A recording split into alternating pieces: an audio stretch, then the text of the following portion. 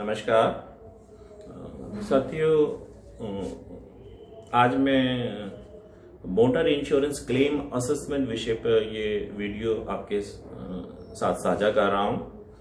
तो motor insurance claim में क्या प्रोसीजर होता है, क्या क्या सामान्य तौर पे दिक्कतें आती हैं और क्या एक इंश्योर्ड के अधिकार हैं और क्या बीमा कंपनी की जिम्मेदारियां हैं, इस विषय पे ये एक वीडियो है। तो मैं शुरू करता हूं। सबसे पहले मैं बीमा पॉलिसी बताता हूं। जो कोई गाड़ी है, मोटर कार है, ट्रक है, बस है, उसने एक इंश्योरेंस लिया हुआ है तो उसमें एक सेक्शन ए होता है, ओन डैमेज सेक्शन। अगर किसी ने ये ओडी सेक्शन का प्रीमियम दिया है तो उसका ओडी कवरेज होती है और इस सेक्शन के अंतर्गत जो क्लेम आते हैं उन्हें ओडी क्लेम्स बोलते हैं। अब ये जो बीमा पॉलिसी है इसमें बहुत सारी टर्म्स, कंडीशंस, एक्सक्लूजन्स होते हैं। तो इन सब के अकॉर्डिंग क्लेम का जिम्मेदारी जो है अंतर्गत बीमा कंपनी की होती है। कोई क्लेम आता है उसको सेटल करना, उसका प्रोसीजर, उसकी जिम्मेदारी बीमा कंपनी की होती है। तो मैं एक कंडीशन का जिक्र करूंगा पॉलिसी में। पॉलिसी में एक कंडीशन होती है कि दुर्घटना के इमीडिएटली जो है इंश्योरेंस कंपनी को क्लेम के विषय में जो भी ये क्लेम है उसकी सूचना बीमा कंपनी को देगा। वैसे ये सूचना ईमेल से, इलेक्ट्रॉनिक माध्यम से, राइटिंग में, टेलीफोनिकली दी जा सकती है, लेकिन राइटिंग में देना सूचना ज्यादा बेहतर तरीका है। बहुत सारी कंपनी लेकिन टेलीफोनिकली भी लेती हैं। तो अगर कभी कोई दुर्घटना हो तो आप बीमा पॉलिसी में फोन नंबर होते हैं, ईमेल होती है, आप तुरंत उसकी सूचना दें जिससे कोई दिक्कत नहीं आएगी। कोई मुश्किल या कुछ ऐसी परिस्थिति है तो आप बाद में भी दे सकते हैं। ये सुप्रीम कोर्ट का एक फैसला था, उसमें उन्होंने कहा था कि सिर्फ इंटीमेशन देर होना की वजह से किसी का क्लेम निरस्त नहीं करना चाहिए। इसके रिगार्डिंग आईआरडीए ने 2 बार सर्कुलर भी, एडवाइजरी सर्कुलर निकाले हैं सभी इंश्योरेंस कंपनी के लिए कि आप सिर्फ डिले इन इंटीमेशन की वजह से किसी का क्लेम, नो क्लेम ना करें। इंश्योर्ड से पूछा जाए, अगर वो सेटिस्फैक्टरीली जवाब देता है, उसका रीजन जायज है, तो वो क्लेम को कंसिडर करना चाहिए। तो मतलब कुल मिला के ये कहना है कि सिर्फ डिले इन इंटीमेशन की वजह से एकदम से क्लेम, नो क्लेम नहीं करना चाहिए। अब लेकिन जब भी कभी गाड़ी एक्सीडेंट हो, इंश्योरेंस कंपनी को जल्दी सूचना देनी चाहिए। भले ही चाहे आप गाड़ी को एस्टिमेट बनवाना या ठीक कराने के लिए बाद में ले जाएं, यहाँ पे जो बीमा कंपनी का कहना है कि उसकी सूचना आपको तुरंत देनी चाहिए, यह है। अब उसके बाद अब हम फिर मुद्दे पे आते हैं कि आदमी अपनी गाड़ी को लेके वर्कशॉप जाता है। वहाँ एस्टिमेट, चूंकि एक आम बीमा धारक को बहुत ज्यादा क्लेम के विषय में नहीं पता होता है, तो वो अपनी गाड़ी को, जो भी उसमें दुर्घटना हुई है, तो एक वर्कशॉप में लेके जाता है। वर्कशॉप में वहाँ उसकी मुलाकात वर्कशॉप के एडवाइजर्स, मैनेजर्स, इनसे होती हैं। तो वो पेपर वगैरह जो क्लेम के लिए चाहिए होते हैं वो पूरे कराते हैं, एस्टिमेट बनाते हैं और बीमा कंपनी को उसकी सूचना देते हैं। फिर बीमा कंपनी को जब ये सब चीजें मिलती हैं तो वो उसके बेसिस पे एक सर्वेयर को अपॉइंट करता है। अब यहाँ एक बहुत ही मेन चीज आती है, क्लेम अमाउंट। तो जो एक वर्कशॉप एस्टिमेट बनाती है जिसके लिए इंश्योर्ड क्लेम कर रहा होता है, मान लीजिए किसी गाड़ी का 70,000 रुपए का एस्टिमेट बनाया, तो इंश्योर्ड 70,000 रुपए का क्लेम बीमा कंपनी पर कर रहा है, उसे दावा राशि बोलते हैं।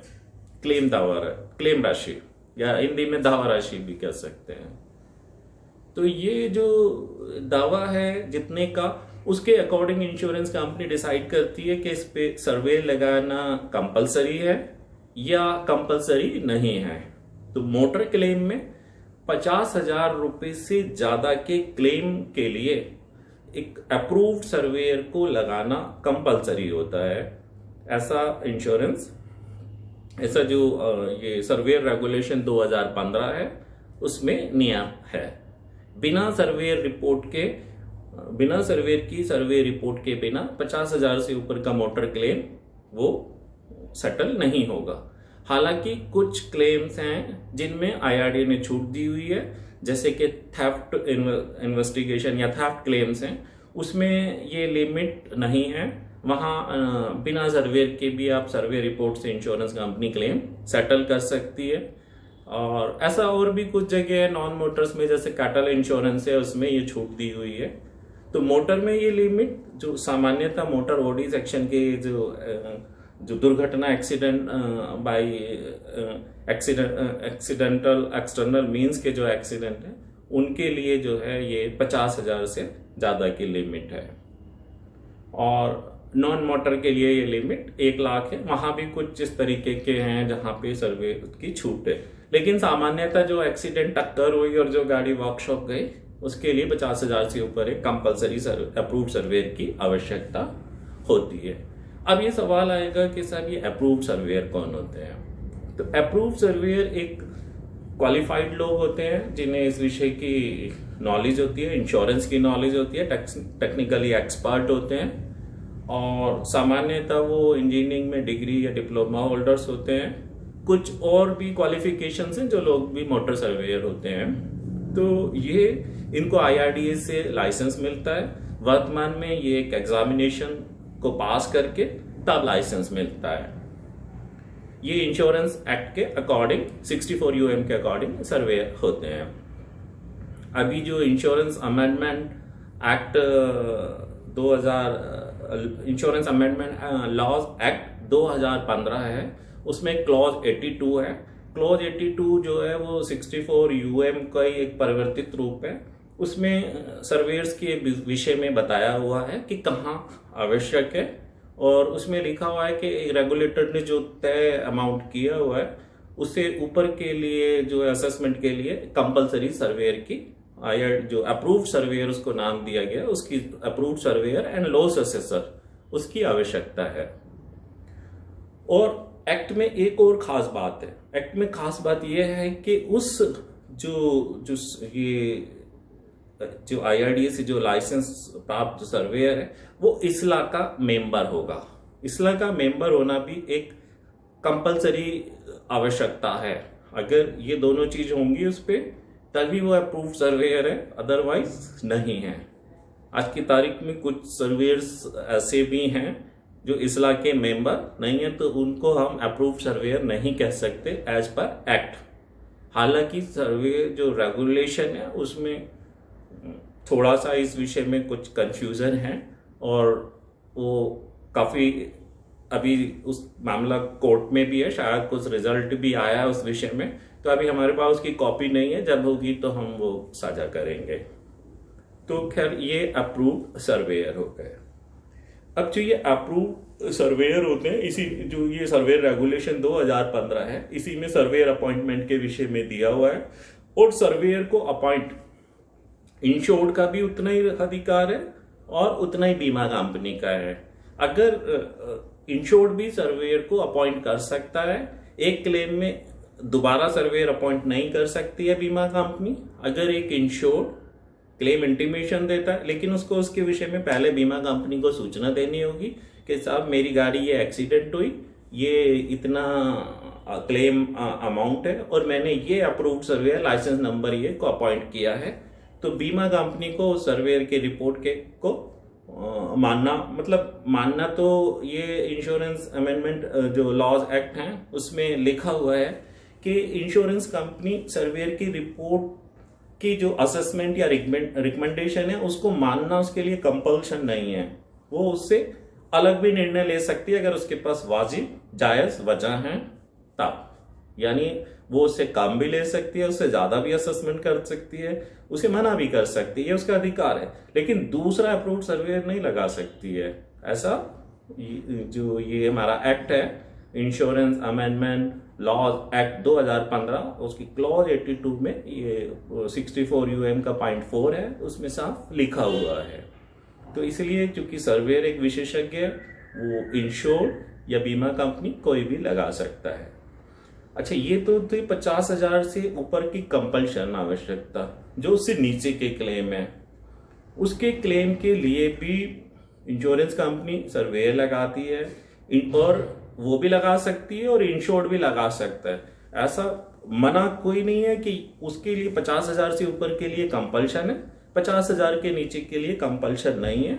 अगर कोई पार्टी चाहे, वो इंश्योरेंस कंपनी अगर सर्वेयर नहीं लगा रही है तो वो खुद सर्वे लगा के, एक इंडिपेंडेंट सर्वे लगा के रिपोर्ट ले सकता है।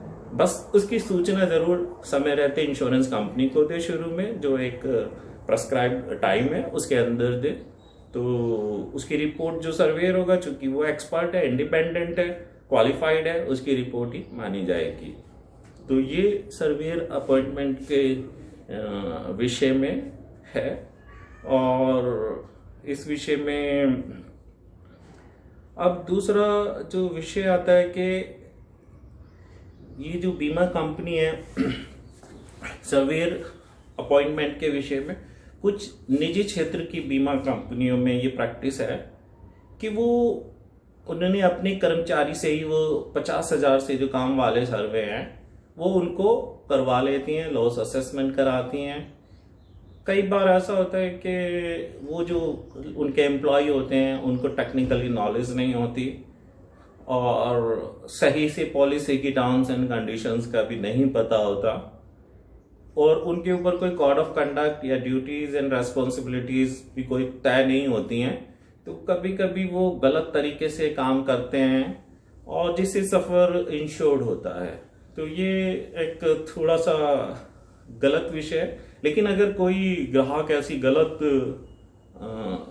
चीज़ हो रही है उसके साथ, तो वो एक अप्रूव्ड सर्वेयर को नियुक्त कर सकता है। अप्रूव्ड सर्वेयर को ढूंढना IRDA की साइट पे ढूंढ सकता है, या इसला की वेबसाइट है उस पर फाइंड ए सर्वेयर एक ऑप्शन होता है। आप जिस क्षेत्र में भी हो उस क्षेत्र में आप जो वहाँ सर्वेयर्स अवेलेबल हैं आप उनको ढूंढ सकते हैं, उनसे सर्वे करा सकते हैं, उनकी रिपोर्ट लेके जो भी लॉस असेसमेंट हो वो आप कंपनी रिपोर्ट दे सकते हैं। तो कंपनी को सर्वेयर की रिपोर्ट माननी होगी, नहीं मानेगी तो आगे फर्दर ऑम्बड्समैन या आप उसमें जा सकते हैं, वहाँ अपना हक ले सकते हैं। लेकिन अगर आप एज ए इंश्योर्ड सर्वेयर को अपॉइंट करेंगे तो वो फीस आपको स्वयं अपनी इच्छा, अगर इच्छा से चुनेंगे तो उस जो सर्वेयर की फीस होगी वो आपको वहन करनी होगी। ये इच्छा के जो खर्च है वो आपको देना होगा। अदरवाइज इंश्योरेंस कंपनी की जिम्मेदारी है। 50,000 से ऊपर कंपल्शन है, 50,000 से नीचे कंपल्शन नहीं है। ये भी छूट इसलिए रखी हुई है 50,000 से नीचे। पहले ये 20,000 थी, जो रेगुलेशन 15 आया उसमें ये 50,000 की, क्योंकि सर्वेयर की संख्या इंडिया में एक सीमित संख्या है और इंडिया एक बहुत बड़ा देश है, बहुत मोटर गाड़ियां हैं, बहुत क्लेम्स हैं। तो अगर ये सारे सर्वेयर के कंपलसरी सर्वेयर्स को ही करें तो शायद उतना पॉसिबल ना हो पाए कि सब सर्वे ये जो जॉब है सर्वेयर इजीली कर पाए। तो इसलिए एक लिमिट जो बड़े क्लेम्स के लिए है, जहां ज्यादा एक्सपर्टीज चाहिए, वहां के लिए सर्वेयर्स की कंपलसरी आवश्यकता रखी है। हालांकि आज की तारीख में लगभग जो निजी इंश्योरेंस है उनका लगभग 72% इंश्योरेंस है, और जो सरकारी क्षेत्र की साधारण बीमा कंपनी है उनका लगभग 28% के करीब इंश्योरेंस है जो हिस्सा है। तो जो ये निजी क्षेत्र की बीमा कंपनी है, ये सर्वेयर्स को अपॉइंट करने में अक्सर जो सर्वे लिमिट, जहां कंपलसरी सर्वे रिपोर्ट की आवश्यकता है या सर्वेयर अपॉइंट करने की आवश्यकता है, वहां पर ये अक्सर अपने कर्मचारी से ही सर्वे करवा लेती हैं, जो गलत है। हमने भी एज ए सर्वेयर हमने कुछ ऐसे मामले देखे हैं, हमने शिकायत भी की है इस मामले की बीमा कंपनी में, इवन IRDA चेयरमैन को भी कंप्लेन की है। तो हमारी शिकायत के बाद इंश्योरेंस कंपनी ने उसमें सर्वेयर तो अपॉइंट कर दिया, लेकिन कुछ खास ऐसा एक्शन नहीं हुआ। लेकिन ये प्रैक्टिस बहुत प्राइवेट कंपनी में बहुत है, और इसका नुकसान जो है बीमा धारक को होता है और जनरल इंश्योरेंस को होता है। ये गलत है। एक इंश्योर्ड का जो राइट है, जो लॉ है, इंश्योरेंस लॉ हैं, उनके अकॉर्डिंग होना चाहिए, ये है।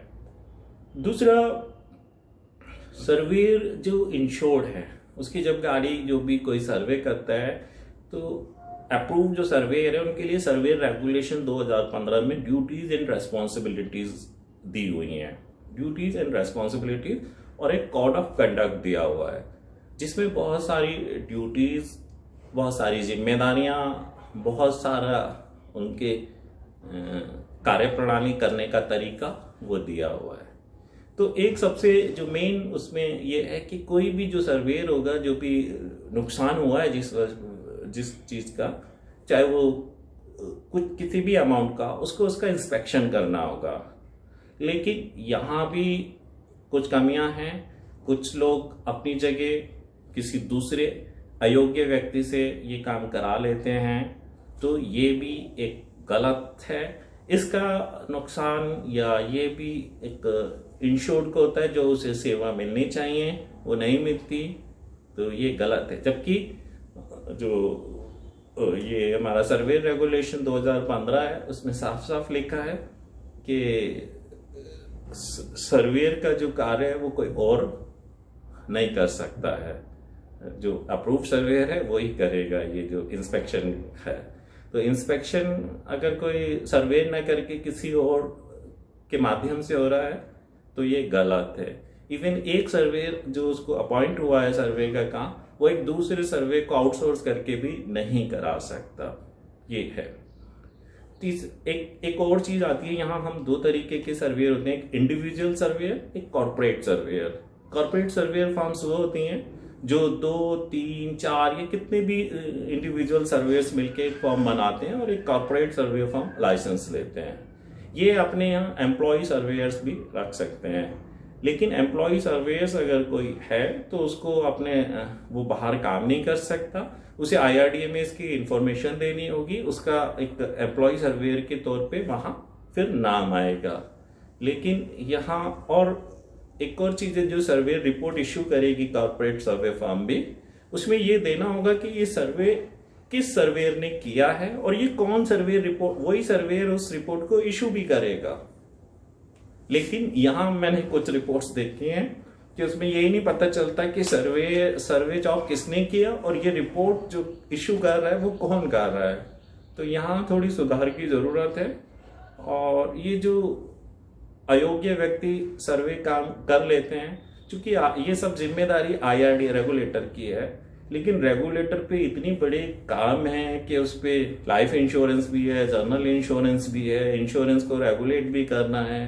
तो उसका जो मोटर क्लेम है, छोटा मोटर क्लेम कहिए या जनरल इंश्योरेंस क्लेम कहिए, एक हिस्सा है। और इंडिया बहुत बड़ा देश है, तो वो उसे नहीं देख पाता कि ये जो सर्वे का काम हो रहा है ये प्रॉपर तरीके से हो रहा है, सही तरीके से हो रहा है, ड्यूटीज एंड रेस्पॉन्सिबिलिटीज और कोड ऑफ कंडक्ट फॉलो हो रहा है या नहीं हो रहा है। इसमें वास्तव में बहुत ज्यादा सुधार होने की जरूरत है, क्योंकि कभी कभी जीवन में कुछ लोगों के स्वार्थ या लालच हावी हो जाता है, जिस वजह से नियम टूटने लगते हैं। कुछ लोग अपनी सुविधा या फायदे के नजरिए से परिभाषाओं को अपने हिसाब से गढ़ लेते हैं, जो कि गलत होता है। वास्तव में जो नियम है वही नियम होते हैं, उन्हें हम अपने हिसाब से एलैबोरेट कर लें तो वो नियम बदल नहीं जाते हैं। तो ये सर्वेयर्स के लिए नियम कायदे कानून आते हैं। अब जो है ये दूसरा आता है ये इंश्योर्ड के जनरल इंश्योरेंस के रिलेटेड बहुत सारे अधिकार होते हैं। उसके लिए IRDA ने एक protection of policy holders interest gazette notification 2017 है इस समय जो एक्टिव है, बनाया हुआ है। उसमें जनरल इंश्योरेंस क्लेम के मैटर में उन्होंने पॉइंट दिए हुए हैं, जो 10 पॉइंट हैं, शायद 10 ही हैं। उसमें उन्होंने बहुत सारे अधिकार दिए हुए हैं। उसमें इंश्योर्ड का सब एक अधिकार ये सर्वे रेगुलेशन में भी दिया हुआ है। जैसे एक सर्वे रिपोर्ट है, जो सर्वे रिपोर्ट बनाएगा उसकी एक कॉपी अगर इंश्योर्ड मांगता है तो सर्वेयर की भी जिम्मेदारी है और बीमा कंपनी की भी, दोनों को वो देनी होगी। दूसरा, जो सर्वे रेगुलेशन में एक जिम्मेदारी है कि जो क्वेरीज है इंश्योर्ड या उसका जो भी रिप्रेजेंटेटिव है उसकी क्लेम के मैटर में, वो इंश्योरेंस सर्वेयर को सेटिस्फाई करने की कोशिश करनी होगी। तीसरा, सर्वेयर की एक जिम्मेदारी सर्वे रेगुलेशन के हिसाब से ये भी है कि वो एस्टिमेट करेगा, क्वांटिफाई करेगा कितना लॉस है। ये ना हो कि वो सप्लीमेंट्री एस्टिमेट और फाइनल एस्टिमेट ही दे, उसे एक्चुअल लॉस और कवर्ड प्रिल के अनुसार निर्णय लेना होगा। एक उसको निष्पक्ष रहना होगा। अगर वो बीमा कंपनी से पूछ के निर्णय ले रहा है तो ये गलत होगा। उसे इंडिपेंडेंटली एज ए एक्सपर्ट निर्णय लेने होंगे और न्यूट्रली लेने होंगे। उसको विदाउट जो बायसनेस नहीं होनी चाहिए कि वो इंश्योरेंस कंपनी से पूछे साहब बताओ क्या दूं, इसमें कौन सी रिकमेंडेशन दूं, इसमें कंस्ट्रक्टिव टोटल लॉस की दूं या रिपेयर बेसिस पे दूं। अगर ऐसा है तो ये गलत है। तो independently as a expert surveyor को अपनी रिपोर्ट देनी होगी और 30 डेज में उसको अपनी रिपोर्ट देनी होगी। अगर 30 डेज में डिले होती है तो वो उसको बताएगा कंपनी को और फर्दर वो एक्सटेंड हो जाएगी। अगर बीमा कंपनी को रिपोर्ट मिलती है और उसमें कुछ कमी लगती है तो विद इन 15 डेज वो सर्वेयर को लिखेगी और करेक्शन या जो भी है उसके लिए क्लैरिफाई करने के लिए कहेगी। ये है। और जो भी final survey report insurance company में आएगी उसे विद इन 30 डेज उस क्लेम को सेटल करने की जिम्मेदारी इंश्योरेंस कंपनी की है। उससे ज्यादा समय, लेकिन कभी कभी हम देखते हैं 6-6 महीने तक क्लेम सेटल ही नहीं होता है, जबकि सारे पेपर भी कंप्लीट हो गए होते हैं। तो ये भी एक दिक्कत आती है। और एक ये भी है कि अगर इससे जब उसने इंश्योर्ड ने सारे पेपर कंप्लीट कर दिए हैं और सब कुछ है, रिपोर्ट भी आ गई है और क्लेम सेटल नहीं कर रही है टाइम लिमिट, तो फिर उसके ऊपर 2% जो है जो भी बैंक का इंटरेस्ट है उसे 2% ऊपर इंटरेस्ट देने का भी एनुअली जो है वो देने का प्रावधान है। तो ये बहुत सारे जो पॉइंट हैं वो हैं इंश्योर्ड के अधिक। एक इंटरिम रिपोर्ट होती है जब नुकसान हो जाता है तो विद इन 15 डेज सर्वेयर को एक इंटरिम रिपोर्ट देनी होती है इंश्योरेंस कंपनी में कि ये इसमें अप्रूव हो रहा है, ये नहीं हो रहा है या ये इस वजह से नहीं कर रहे हैं। तो वो रिपोर्ट इंश्योरेंस कंपनी की जिम्मेदारी है कि वो अगर इंश्योर डिमांड करता है तो वो भी देनी होती है। तो ये जिम्मेदारी इंश्योरेंस कंपनी की है। अगर किसी क्लेम में उसने 10 क्लेम किया है और इंश्योरेंस कंपनी उससे कम क्लेम अप्रूव कर रही है या सर्वेयर साहब जो भी, तो स्पेसिफिकली बताना होगा कि ये क्यों डिसअलाउ किए हैं, किस टर्म्स एंड कंडीशन के अकॉर्डिंग किए हैं। ये भी बताने की जिम्मेदारी बीमा कंपनी और अप्रूव्ड सर्वेयर साहब की होती है। और अगर कोई क्लेम रेप्यूडिएट कर रहे हैं तो किस पॉलिसी टर्म्स एंड कंडीशन के अकॉर्डिंग कर रहे हैं वो भी देने की जिम्मेदारी होती है।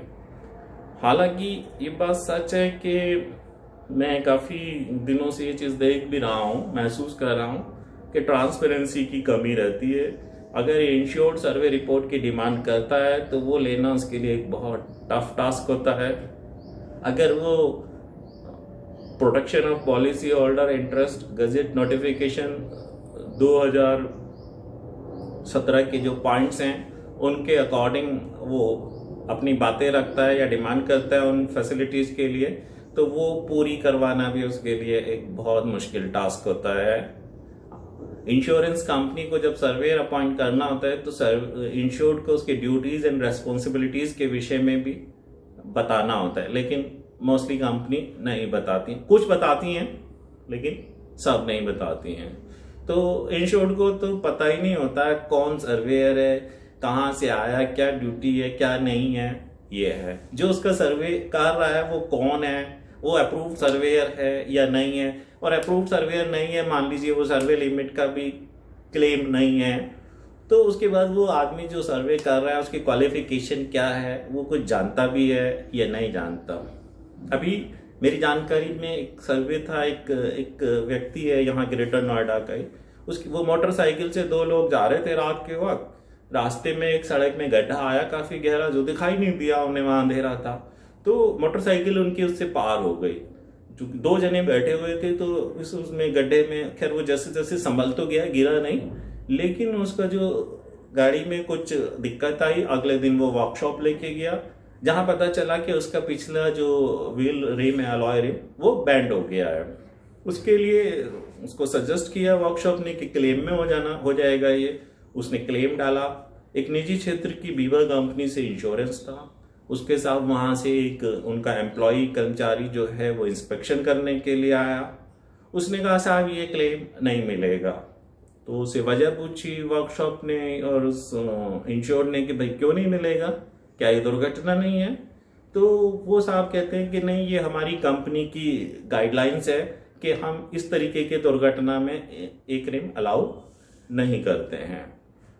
तो फिर उस इंश्योर ने कंप्लेन की। तो वहाँ जो एक उनके बड़े मैनेजर थे, जोनल क्लेम मैनेजर उस क्षेत्र के, उनका रिप्लाई आया कि साहब ये मैकेनिकल फेलियर का मामला लगता है, इसलिए ये रेम जो है अलाउ नहीं करेंगे और हमें ये क्लेम नो क्लेम, क्यों ना ये क्लेम हम नो क्लेम कर दें। उसका एक जवाब उन्होंने 7 डेज में माना, जिसका जवाब भी दिया, जिसमें मैंने मदद की इंश्योर्ड की। तो ये देखिए कि जो जोनल क्लेम मैनेजर है वो मैकेनिकल फेलियर और एक्सीडेंट जो था उसमें फर्क नहीं कर पा रहा है, जबकि एक कवरेज है बाय एक्सीडेंटल एक्सटर्नल मीन्स। यानी वो जो जोनल साहब हैं, जो जोनल क्लेम मैनेजर हैं, वो कह रहे हैं कि ये साहब इस पे एक्सटर्नल इम्पैक्ट नहीं है, तो ये उस कवरेज में नहीं आता है। तो ये बहुत ही अजीब सी बात है। ये वो शायद बाई एक्सीडेंटल एक्सटर्नल मीन्स का मतलब अर्थ ठीक से समझ ही नहीं पा रहे कि इसमें जो रीजन है जो एक्सीडेंट का वो इंटरनल नहीं है, वही है बाहरी कारण है, उसी को एक्सटर्नल मीन्स कहा जाता है। और उसकी वजह से चूंकि गड्ढे में गई, जो कारण है वो गड्ढा है, चल रही थी गाड़ी, गड्ढे में गई, उसकी वजह से जो फोर्स आया, अनइवन फोर्स आया, उससे वो रिम बैंड हो गया। तो ये by accidental external means coverage के अंतर्गत क्लेम एडमिसिबल होना चाहिए था, अगर टर्म उसके बाकी सारे पेपर जो भी हैं, डीएल ये वो सब ठीक हैं, तो ये होना चाहिए था। लेकिन ये मैकेनिकल फेलियर की वजह से कहना क्लेम ये नहीं मिलेगा, तो ये वाकई में बहुत स्ट्रेंज है। तो यहाँ ऐसा, ये तो मैंने एक एग्जांपल दिया है, लेकिन यहाँ ऐसा बहुत होता है। तो इंश्योर्ड अपने अधिकार को जाने, आप गूगल पे सर्च कर सकते हैं, वहाँ आपको सर्वे रेगुलेशन 2015 मिलेगा। उसमें आपने ड्यूटीज एंड रेस्पॉन्सिबिलिटीज और कोड ऑफ कंडक्ट जो सर्वेयर हैं वो पढ़ सकते हैं। आप सर्वेयर अपॉइंटमेंट के विषय में पढ़ सकते हैं, और अगर कोई इस तरीके से उनका वायलेशन कर रहा है तो उसके अगेंस्ट आप कंप्लेन कहाँ कर सकते हैं, IRDA में कंप्लेन कर सकते हैं। और बड़ी सख्त कार्रवाई, यहाँ तक कि लाइसेंस कैंसिल करने तक का भी नियम है अगर कोड ऑफ कंडक्ट या ड्यूटीज एंड रेस्पॉन्सिबिलिटीज का कोई वायलेशन करता है। दूसरा, इंश्योरेंस कंपनी के लिए भी ये बहुत सारे नियम है। आप गूगल पे ये protection of policy holders interest gazette notification 2017 को पढ़ सकते हैं। इसमें जनरल इंश्योरेंस क्लेम के विषय में क्या क्या आपके राइट्स हैं वो सब लिखे हुए हैं, आप उन्हें पढ़ सकते हैं। और अगर वो पूरे नहीं हो रहे हैं तो आप उसके लिए शिकायत कर सकते हैं, तो वो भी IRDA में शिकायत कर सकते हैं। लेकिन जीवन में सोच पॉजिटिव रखनी चाहिए। आप ये ना सोचें कि साहब हमें पहले ने कोई हमें रिजल्ट नहीं मिला है तो हम निराश हो जाएं। हमें कोशिश करनी होगी। अगर हम कोशिश करेंगे, हम सही तरीके से प्रयास करेंगे और किसी गलत की शिकायत करेंगे, तभी समाज में सही दिशा आएगी और ऐसा है हमें रिजल्ट भी मिलेगा। हमें अधूरे मन से प्रयास नहीं करना है, पूरी कोशिश करनी है, तो हमें हमारा हक भी मिलेगा और समाज में अगर सही चीजें चलेंगी तो समाज के लिए बेहतर होगा। तो ये जो है गजट हैं, ये सब गजट में जो है प्रकाशित हुए हैं ये सारी चीजें। और इंश्योर्ड से ही इंश्योरेंस इंडस्ट्री चलती है और उससे सही सर्विस तो क्लेम सर्विसेज मिलनी ही चाहिए। उसका जो सर्वेयर हो वो तरीके से जो नियम है उसके अकॉर्डिंग काम करे, क्लेम मिले, जो भी है XYZ। ऐसा कोई नहीं है कि हम 10 रुपए चाहें तो वो 10 ही दे, जो जायज क्लेम है वो मिलना चाहिए। और अगर वो नहीं 10 में 5 दे रहे हैं या नहीं दे रहे तो वो प्रॉपर जो नियम है उसके हिसाब से बताएं और करें तो वो ठीक है, उसमें कोई नहीं। और जो ये सर्वेयर जो क्या नाम जो क्वालिफाइड ही नहीं है वो ये ही नहीं पता कि वो आदमी की क्वालिफिकेशन क्या है। अब वो रिम का सर्वे करने आया, जो मैंने एग्जांपल दिया था, उसको पता नहीं उसे मेटल की प्रॉपर्टीज मालूम भी है या नहीं, या जो जोनल क्लेम उनके मैनेजर हैं वो जानते भी हैं कि मेटल की प्रॉपर्टीज क्या होती है और मैकेनिकल फेलियर की परिभाषा क्या होती है।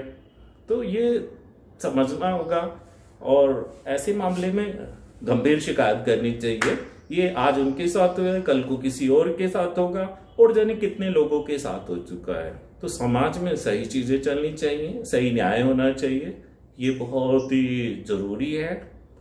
तो अपने अधिकारों के लिए लड़ना चाहिए, लड़ना कह लीजिए, शिकायत करनी चाहिए प्रॉपर चैनल में। और अगर सही जगह आप शिकायत करेंगे, एक बार नहीं सुनेगा, 2 बार कीजिए, 2 बार नहीं सुनेगा, 3 बार कीजिए, तो आपको आपका जो हक है वो मिलेगा।